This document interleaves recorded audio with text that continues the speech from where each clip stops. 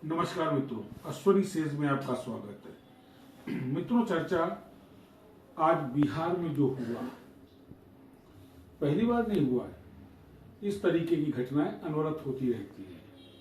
सरकार किसी के साथ बनती है, फिर किसी के साथ मर्ज हो जाती है। एक अकेली पार्टी अपने नाम, अपनी पॉलिसी, अपने इश्यूज पर वोट पाती है, फिर वो मिनिमम कॉमन प्रोग्राम्स के नाम पर दूसरी पार्टी के साथ मर्ज करके गवर्नमेंट बना लेती है। मित्रों, नीतीश कुमार जी का ये पहली बार का चरित्र नहीं है। इतिहास उठा लीजिए, 9 बार मुख्यमंत्री बनने के दौरान उन्होंने कितनी बार किन किन पार्टियों के साथ समझौता न कर सरकार बनाई। ये बड़ा गंभीर विषय है। गंभीर इसलिए है कि ये कहीं ना कहीं लोकतंत्र की प्रत्यक्ष हत्या है। आप ऐसे गौर करें कि बंबई में शिवसेना और भाजपा के नाम पर पब्लिक ने वोट दिया। अंततः क्या हुआ? उद्धव की वो शिवसेना महाअघाड़ी के साथ मिनिमम कॉमन प्रोग्राम के तहत मिलकर के एक सरकार बनाई। उसके बाद उस उद्धव की शिवसेना में 2 फाड़ हुए। उसके बाद भाजपा के साथ मिलकर के नई शिवसेना ने सरकार बनाई। इसमें क्या हुआ? इसमें हुआ ये कि मतदाता का वोट बिना उसकी मर्जी के सेल आउट हुआ। लाभार्थी राजनीतिक हुए, मतदाता नहीं हुआ। आप किसी को, किसी पार्टी को उसकी नीतियों पर, उसके नेतृत्व पर विश्वास करके वोट देते हैं, पर वही नेतृत्व जब दूसरी पार्टी के साथ मिल जाता है, उस पार्टी के साथ जिसके विरोध में आपने उसको वोट दिया, तो मित्रों ये सेल ऑफ वोट हुआ। क्या हमारे चुनाव आयोग को ये नहीं दिखता कि हमारे भारत के संविधान में ये व्यवस्था क्या उचित है लोकतंत्र के लिए? बड़ा गंभीर प्रश्न है। ये इसलिए भी गंभीर है कि इसमें केवल राजनीतिक स्वार्थ पूर्ति का उद्देश्य है, इसमें कहीं जन कल्याण का उद्देश्य नहीं। फिर नीतीश बाबू ने एक बार उसी भाजपा के साथ समझौता किया जिसको छोड़ करके वो आरजेडी के साथ आए और सरकार बनाई। आज फिर उसी भाजपा की गोद में बैठे, सरकार बनाई। तो इसमें फायदा किसका हुआ? इसमें फायदा बिहार की जनता का नहीं हुआ। इसमें फायदा केवल और केवल और केवल नीतीश कुमार का हुआ और भारतीय जनता पार्टी का हुआ। क्या भारतीय जनता पार्टी को नहीं लगता कि वो वही सब कर रही है जो कांग्रेस अब तक करती आई थी? तोड़फोड़ की राजनीति। ये राजनीति नहीं है, ये बेसिकली क्या है? ये मतदाताओं के मत की खुली बिक्री है। इसको रोकना पड़ेगा, क्योंकि मतदाता छला जा रहा है।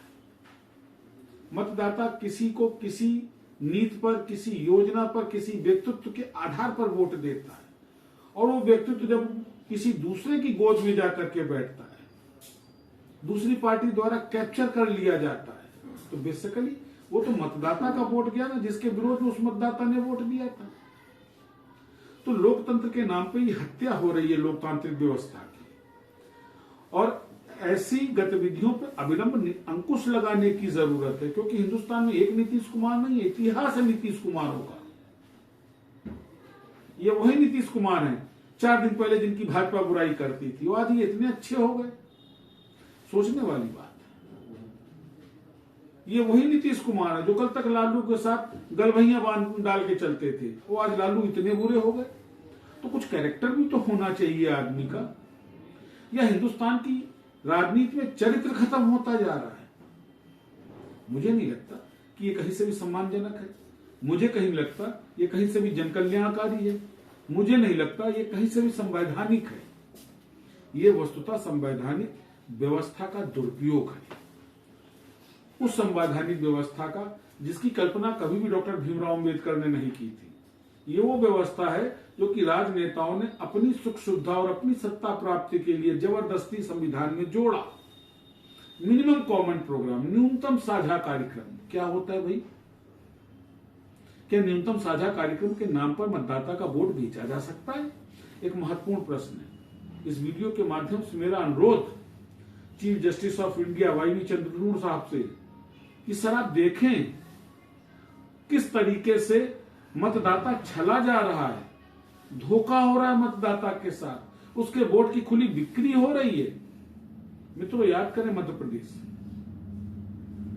जब कांग्रेस की सरकार गिर करके भाजपा की सरकार बनी थी शिवराज जी के टाइम पर, तो किस तरीके से हाईजैक हो रहा था विधायकों का, और ये हो रहा था कि किसी भी तरह विधायक बचाओ, तो हाईजैक क्या इजी गोइंग हुआ था? क्या विधायक ऐसे ही अपनी आस्थाओं की बदल गई थी? जाहिर सी बात है कुछ हुआ होगा। क्या वो गंभीर जांच का विषय नहीं? सीबीआई के लिए, इन्फोर्समेंट डायरेक्टरेट के लिए। लेकिन इन विषयों पे कभी भी जांच नहीं होगी, क्योंकि इसमें सत्ता का अपना इंटरेस्ट इन्वॉल्व है। मतदाता का क्या है? 140 करोड़ की आबादी का देश है। अरे मतदाता तो बना इसीलिए है कि वो केवल मत दे और इन राजनेताओं को इनकी सुख सुविधाओं के लिए सत्ता सौंपे। किसका कल्याण है इसमें? और ये चरित्र ज्यादा निंदनीय है जो क्षण में मासा होता है। जो आदमी अपने चरित्र पर स्थायी नहीं हो सकता, मित्रों, सोचा जा सकता है उसके मन में जनता के प्रति क्या भाव होगा। एक बड़ा गंभीर प्रश्न के साथ आपको छोड़ के जा रहा हूं मित्रों। सोचिए, क्या हिंदुस्तान की जनता को ऐसे राजनेताओं का बहिष्कार नहीं करना चाहिए? क्या हिंदुस्तान की जनता को ऐसी व्यवस्था का बहिष्कार नहीं करना चाहिए जिसमें उसके मत की खुली बिक्री हो रही है निहित स्वार्थ के लिए? पुनः एक बार आपसे मित्रों मिलूंगा, तब तक के लिए नमस्कार।